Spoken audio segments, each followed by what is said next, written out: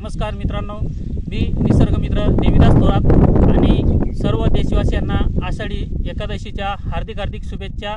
आणि वृक्षवल्ली अम्मा सोयरे वनचरे पक्षी गाते आळविती सुस्वरे असं संत तुकोबाराम महाराजांनी या ठिकाणी 400 वर्षापूर्वी आपण सर्वांना या ठिकाणी संदेश दिला, पण मात्र अजूनही आपण या ठिकाणी जागृत झालेलो नाही। त्यामुळे या ठिकाणी मोठ्या प्रमाणावर वृक्ष लागवड करून या ठिकाणी संगोपन करणं गरजेचं आहे। याच माध्यमातून छत्रपती शिवरायांनी देखील आपल्या प्रतिज्ञापत्रामध्ये वृक्षांचं महत्त्व सांगितलेलं आहे मित्रांनो।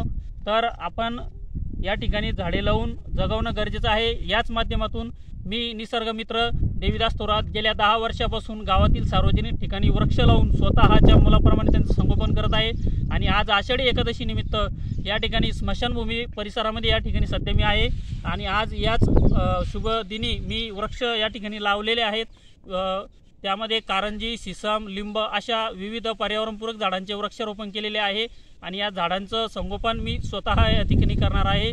तर या माध्यमातून संपूर्ण सजीव सृष्टीला आपल्या कामातून आपल्या कार्यातून उपयोग झाला पाहिजे मित्रांनो। असंच काम आपल्या माध्यमातून झालं पाहिजे, कारण या ठिकाणी जे साधू संत थोर महापुरुष जे घडून गेले, जे का रंजले गांजले त्याशी म्हणी जे आपुले, हे जे लोक मित्रांनो या ठिकाणी घडले, त्यांचा इतिहास प्रेरणा घेऊन या जगामध्ये आपण विविध क्षेत्रात काम करतो।